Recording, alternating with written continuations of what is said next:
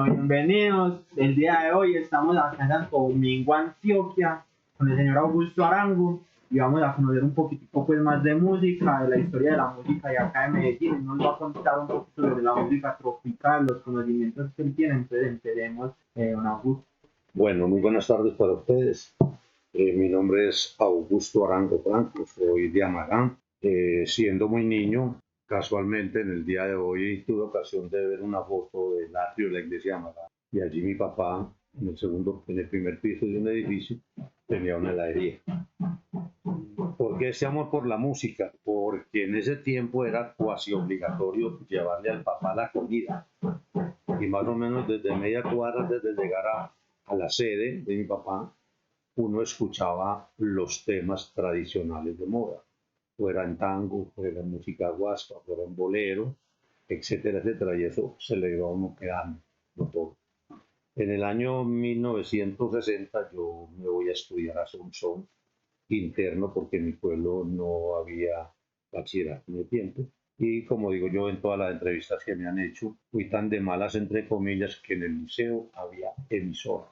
Era la única emisora que había en Sonsón, se llamaba Radio Liceo. Por mi goma por la música, pues yo me mantenía en los estudios y era presionando al locutor de turno porque me daba a dar con esa voz de niño siquiera la hora. Bueno, así va uno creciendo, se va despegando y siempre por el amor por la música. Ya uno va cogiendo alas como interno, entonces conformamos un pequeño grupo musical, pero no era tanto por tener el grupo musical, sino para que nos dejaran salir a animar las fiestas de las muchachitas que ya eran amiguitas o novias de nosotros. Y en las épocas de puentes o fin de año o vacaciones de mitad de año, uno aprovechaba para venir a Medellín y visitar los bares ya de tango, ya de salsa, ya de baladas. Ya comenzamos a asistir a los festivales musicales. Recuerdo que en el año 64 teníamos un grupo que nos patrocinaba Gaseosa Florida, que era una gaseosa que tenía gaseosa luz, y hubo un concurso en el Coliseo Cubierto. El 9 de mayo del año 64 vino un cantante mexicano, Enrique Guzmán, y uno no sabía si pararle bolas a Enrique Guzmán o al instrumental que tenía esa orquesta. Usted no se imagina, yo nunca lo olvido, el 9 de mayo del 64, era día de mayo. Bueno, teníamos otra cosa muy tradicional en Medellín, que desafortunadamente el modernismo acabó, que eran los radioteatros de emisoras. Habían 3 emisoras potentes, digámoslo así, que eran La Voz de Antioquia, La Voz de Medellín y el Teatro de Todelar. Entonces ellos tenían cierta rivalidad y trataban de aprovechar que los grandes cantantes de música del momento venían a cantar al Teatro Junín, que era un teatro muy hermoso y que yo no puedo todavía entregarme al dolor de que lo hubieran destruido para hacer el edificio. Tengo por ahí un disco de grata recordación que es la orquesta típica de Tokio, que pues, posteriormente murieron todos sus integrantes en un accidente aéreo, y la foto de un long play que es el lago o el kiosco que había en el lago, el bosque, lo que es el jardín botánico.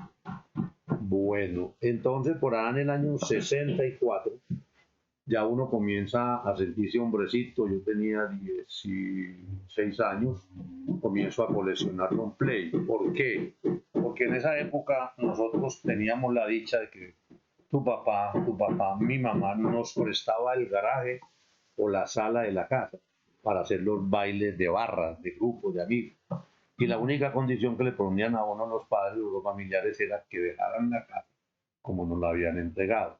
¿Qué pasaba? Que Medellín, como les decía ahora, este micrófono era sede de las empresas disqueras más importantes del país.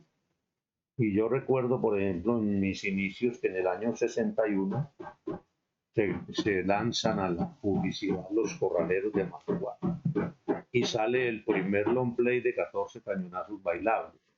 Y salen agrupaciones como Los Graduados, que fueron posteriores a Los Tinayos, que eran de Medellín, pero tocaban en Bogotá. Entonces ya uno era ansioso que llegara diciembre para ir por el long play bien sea de los corraleros, de los graduados, de la orquesta Combo Divido, de todas estas orquestas que había. Entonces eso se volvió una edición de uno mínimo esperar el long play tropical del año, pero esos discos no se compraban en diciembre, había que encargarlos desde agosto o septiembre, y habían, entre otras empresas, estaba Sonoluz, que fue fundada en 1950, estaba Fuentes, que fue creada por don Antonio Fuentes en Cartagena en 1932-1934, y luego se traslada a Medellín, creo que fue en el 54, inicialmente al barrio Colombia, por donde está este comercio de, bueno, no se me olvida, por ahí por la 30 con la avenida Poblado. Ahí estaba Fuentes, después posteriormente se pasó cerca del aeropuerto, donde finalmente murió como fábrica, ahora están por el Poblado. Estaba Sonoluz, que fue fundada en 1950, Fuentes, Seida de Codisco, después tuvo otra marca que se llamaba Seida, que era cerca del aeropuerto del Cruz Campestre, creo que están todavía. Fuera de eso había sello Lira, habían una serie de fábricas, estaba Discos Victoria, pero en Barranquilla había sello Tropical, que después la compra Fuentes, y había Discos Felito, que después la compra Fuentes. Bogotá solo recordamos dos marcas que son Sellos Bambuco, otra que se me escapa el nombre, pero no había sino dos marcas de renombre. Entonces, ¿qué pasaba? Que la historia es grande. En el año 1932 salen a la luz pública un conjunto de hermanas mexicanas que llamaban las hermanas Padilla. El cine era mudo, entonces esas viejas comenzaron a animar las películas. Iggy comienza en el año 53, cuando el golpe de estado del general Rojas Pinilla. Rojas Pinilla prohíbe la entrada de la música extranjera a Colombia, la importación. Entonces, ¿qué pasó? Yo creo que en buen momento, para cualquier fin, el general Rojas Pinilla vio que, por ejemplo, aquí se podía grabar, y ahí fue donde se trasladó Fuentes, se creó para Sonoluz y todas estas fábricas, y entonces comenzaron, digámoslo así, a copiarle los duetos femeninos de música huasca a las mexicanas hermanas Padilla. Así, por ejemplo, Tony Aguilar y Pedro Infante y toda esa cantante mexicana, pues ya tenían como otro espacio que lo ocuparan los cantantes nuestros. Las emisoras hicieron radioteatro y aprovechaban la venida de todos estos cantantes. Bueno, se forma, por ejemplo, un género musical muy importante en el año 40 de Cuba. Existía un ritmo que llamaba el danzón, y Oreste López en 1940 crea el mambo. Pero el mambo, a pesar de que lo creó Oreste López, lo popularizó Damaso Pérez Prado, que era un músico de Matanzas en la provincia del mismo nombre, en Cuba. Entonces mire que ya llegó el danzón, llega el mambo, y en los años 40 ya estaba el tango en su apogeo en Argentina. Es un capítulo que merece mucho espacio. Gardel muere en 1935. Las orquestas argentinas comienzan a ver que la muerte de Gardel generó una voz musical del tango en Antioquia, concretamente en Medellín. Ya tenemos también ese género. De principios del siglo estaban las estudiantinas, estaba la lira colombiana, la lira antioqueña, estaba Pedro Morales Pino, que era un músico muy famoso de Cartago. Comienza la poesía a ser musicalizada, y en eso traigo a colación un libro donde un poeta y comentarista o escritor dice que hay poesía para leer y poesía para escuchar, o sea, los poemas vueltos música. Bueno, el auge del bolero, pues Cuba tiene el primer bolero en 1883, creo, 1885, y se va a la provincia de Yucatán en México. México lo irradia a Medellín, va a Colombia, entonces también llega el bolero como ritmo musical. Entonces tenemos rancheras, tenemos tangos, tenemos este género que les decía ahora, mambo, y en la época del 40, porque él murió en 1949 de tan solo 29 años, Guillermo Buitrago crea lo que llaman el vallenato en guitarra, ¿ya? Entonces, como esa música tiene algo de sentido y de historia, comienzan los grupos de música parrandera en inicios de la década de 50 a coger auge en Medellín. Entonces se forman los duetos femeninos de música huasca, se forman los conjuntos y los músicos de música parrandera. Entonces fijémonos cómo comienzan a incursionar ya nuestros propios músicos en nuestro propio territorio. Ahí es donde uno dice que el grupo Rojas Pinilla tuvo la feliz idea de suspender la importación de tangos, que llegaron aquí muchos. y la música ranchera que llegaba en grandes cantidades. Terminando la década del 50, comenzando la del 60, ya venía por allá, por Estados Unidos, el famoso Elvis Presley, Polanca, bueno, algunos artistas del género rock and roll que llamábamos, y comienza a incursionar la música de los 60 o música de aplachar. Y entró con tanta fuerza que, por ejemplo, yo recuerdo que había una emisora en la playa con Córdoba que se llamaba Radio Ritmo, y uno, el que joven, el que no tuviera carnet de radiodismo, estaba out, estaba fuera de contexto. Entonces miren cómo eso fue generando una cantidad de cosas: la muerte de Gardel, la creación del vallenato como Buitrago. Cuando muere Buitrago en el año 49, sigue el auge de la música parandera. Una cosa muy importante es la conformación, o no diríamos conformación, los juglares del Valle de Upar, o sea, Valle de Upar y toda esa zona del antiguo Magdalena, que recuerden que era Guajira, Cesar y Magdalena. Entonces, todo eso hace que se cree el vallenato muy diferente al de ahora, porque lo de los juglares era testimonios, noticias que ellos llevaban a las veredas y a los pueblos a través de la canción. Entonces, mire cómo se va creando un paquete de música nativa de Colombia, sin descuidar el Pacífico, sin descuidar la entrada del bambuco en la época esclavista por el lado de Popayán, porque hay que tener en cuenta que el bambuco no es colombiano, el bambuco es africano, y entró con los esclavos por el Pacífico. Y luego estaba yo precisamente leyendo algo, como por ejemplo hay una copia, entre comillas, en el buen sentido de la palabra, del bambuco en los sectores del Gran Tolima, que era Huila y Tolima hoy en día. El río Magdalena, que para mí es importantísimo, comienza a entrar música del Atlántico hacia el interior, y del interior a subir a los lados de Santander, de Cundinamarca, Boyacá, Antioquia. Entonces miren cómo se va formando un paquete de aires. Y luego miremos, por ejemplo, que en la época finalizando el siglo XVIII, XIX, comienza a hacer porro original de la sabana de Bolívar, que eran Bolívar, Sucre y Córdoba. Pero era un porro que formaba a base de hojitas de naranjo y flautas, flautas de millo. Porque es que se usaban como instrumento. Correcto, claro. Es que en ese tiempo solo existía, o hay que recordar, que la música nuestra a través del tiempo es una trilogía. España con la colonia, los esclavos africanos y los indígenas colombianos. No nos podemos salir de esto en ninguna forma, esta trilogía. Entonces, comenzando el siglo, por ahí en 1904, unos músicos de San Pelayo, Córdoba, se van de San Pelayo a San Bernardo del Viento y se van a Panamá y traen instrumentos metálicos. Entonces, por ejemplo, la banda pelayera, que tiene trompeta, tiene bombardino, tiene clarinete y trombón, todo esto es importado, pero guardan la conformación de la tambora, del africano. Y cuando comenzó y a duras penas se despegó de la flauta, entonces lo reemplazaron por el clarinete, pero tiene de todas maneras una influencia España, África, indios esclavos e indios colombianos. Entonces mire cómo se conforman toda la cantidad de ellos. Yo creo que eso le sirve como esbozo para más o menos formar la idea de por qué llega esta música. Augusto, a mí me gustaría también saber, por ejemplo, el primero, ¿usted se acuerda del primer LP de la colección?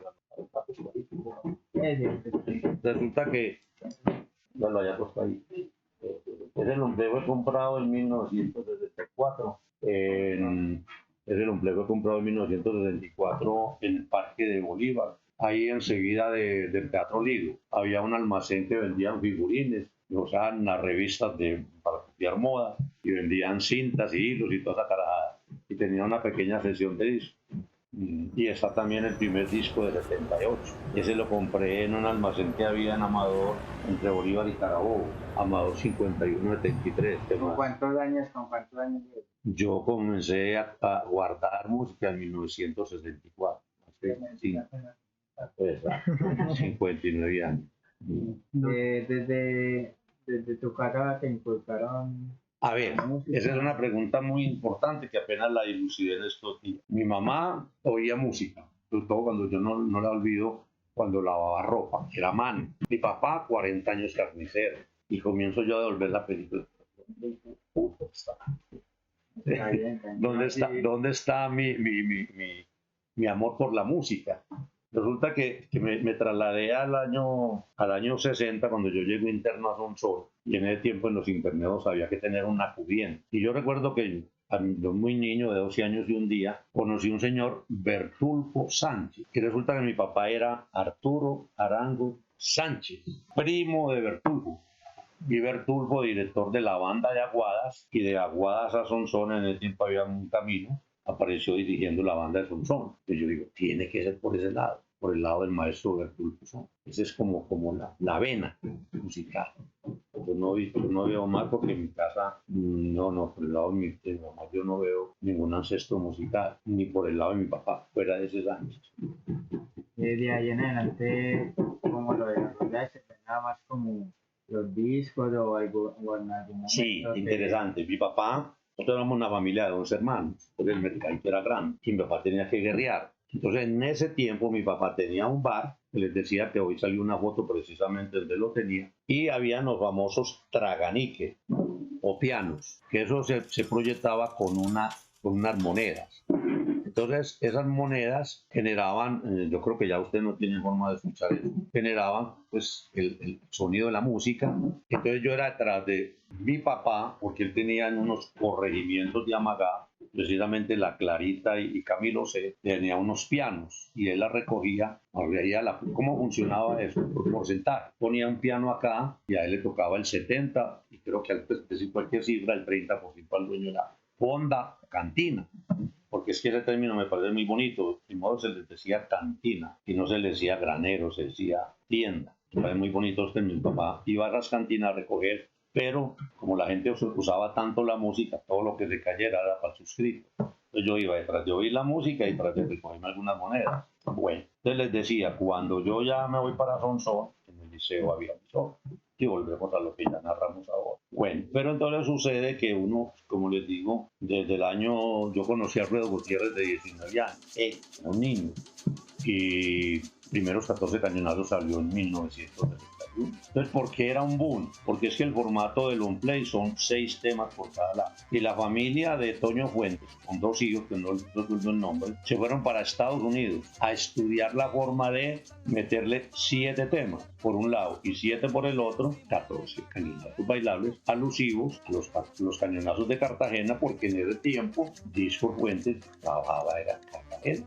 Y eso fue el boom. Luego, don Toño Fuentes, que fue un negociante de la música bravo, la primera carátula fue un cañón, cañonazo, pero la segunda fue una niña en un chorcito blanco, yo no comenzaba a mirar a pierna, y la tercera un bikini, que ya uno compraba, o por las carátulas, sinceramente, es despertar ritual, o por los temas musicales. Cobra vigencia que el año pasado hicimos un programa muy bueno acá, y unieron los turistas del retiro, hicimos un baile con nosotros, y el on play, el 61 a 71, solo los 14 carnazos bailaron, y fue un éxito. Pues ahorita nos estabas comentando que bueno, en tu época de universidad, ¿cierto? En toda esa época vos venías a Medellín y ibas como a esos lugares como de recreo, pues acá en Medellín, de musical. Y burdeles. Sí, todo ese tipo de lugares, como por ejemplo lugares que más te acordés de música, así sí, como clásicos, acá icónicos. Había en el cruce de San Juan con Bolívar, el Bar Atlántico. Por el nombre era música tropical, pero lo que uno más admiraba ahí en el tiempo era que el Atlántico era la colonia sojuana en Medellín. Entonces uno veía allá, no veía sino negro, pero había música tropical. Y por ejemplo había un barcito pequeño abajito del cementerio de San Pedro, me escapa el nombre de este momento, que era pura salsa, salsa de la vieja. Bueno. Recuerdo que la calle San Juan, entre la carrera 48 y la 52, era tango. Comenzó a crearse en los 60 en Palacente, Amador y Maturín, la famosa salsa. Y el mayor referente era el Puerto Rico. Comenzó a crearse, por ejemplo, un bar que tuvo mucha fama en Junín con Maturín, que se llamaba La Payanca. Entonces, a la payanca íbamos a oír tango. Había otro, uno le gustaba meterse. Bueno, había un bar que llamaba el Florida. El Florida quedaba en San Juan por Bolívar. Y era un punto muy estratégico porque a la vuelta quedaba permanencia. Entonces, si uno pagaba, ya lo metían a permanencia.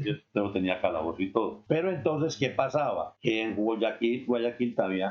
Se me olvida pues el Perro Negro, que era un bar supremamente bravo. Pero en ese tiempo también habían los famosos teatros. Los teatros, entonces uno era mirando donde presentaban películas alusivas a la música. Entonces uno allá veía a Tony Aguilar, a Pedro Infante, a Flor Silvestre, a todas estas viejas y cantantes muy buenos que tuvo México. En general, Guayaquil era un referente para nosotros. Y nosotros salíamos del Florida a las 2 de la mañana por Bolívar a poder en Colombia, porque nos haría más barato, nos ganábamos esto a pie. Pero nada nos pasaba para coger el carro. Yo tenía muchos amigos en Robledo. Entonces oíamos tangos hasta las 2 de la mañana y salíamos a Colombia y lo íbamos en ese parque. Nada nos pasaba. Y hay mucho teatro. Una cosa muy importante es que si ustedes van ahora para Medellín, desde Copacabana hasta Primavera en Caldas, el Valle de la Borrada era un antro de sitios para bailar con música en vivo. Uno cogía, como les decía ahora, la última y la penúltima página del colombiano y eran avisos de bares o de griles, digámoslo así, para tocar. Allí cuando ustedes llegan están en Enqueteva, estaba el Noral, ¿sí? Pero sí a Pabello y también estaba el disco. Había un músico tulueño que se llamaba Arias, me escapa el nombre, que tuvo una orquesta muy buena y el sitio de él era enseguida el Mundo Arias. El sitio de él era después del Cementerio Universal. Ahí tenía un grill. Había un caso muy bonito y era que había un compositor de Girardot, Rómulo Caicedo, que manejaba Ur de Robledo. Era compositor y era impecable de corbata. Yo conocí mucho al mundo porque yo en unos años fui contador de los buses de Robledo, pues obviamente él iba, yo iba a las oficinas, en fin, y de corbata y era compositor. Y entonces usted lo podía ver debajo de un bus de corbata con un cuadernito componiendo. Cualquier género. Más que todo música bailable y lo que llamaban música de despecho. Tiene temas muy interesantes. Bueno, dentro de la música parrandera los casos son incontables. Buitrago, los hermanos Bedoya, Leonel Ospina, que todavía vive, muy descuadernado pero todavía vive. Era lo que llamábamos en el tiempo un gentleman, un tipo demasiado bien presentado, pero lo cogió el vicio y lo acabó. Eso es una tragedia familiar.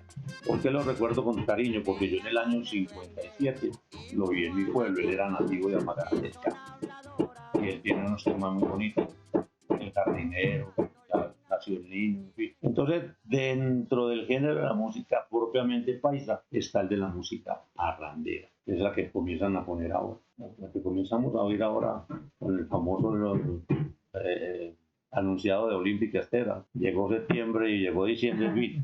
Entonces, mire que todo ese paquete más o menos ya a usted le sirve como base. A ver, otra pregunta. Nosotros teníamos una pregunta, ¿usted va a hacerle uno? Sí, digamos que cuando tocaba el tema de que salías a escuchar tangos y salían a tardes horas de la noche, decías que no te pasaba nada. Digamos que, o sea, ¿cómo viviste la violencia y cómo la asimilaste con la música? Bueno, entonces, eso era en Guayaquil, hablemos en términos decentes, Guayaquil. Pero ¿qué pasaba? Que Guayaquil era la terminal de todo el departamento. Terminal de todo el departamento y todos los departamentos.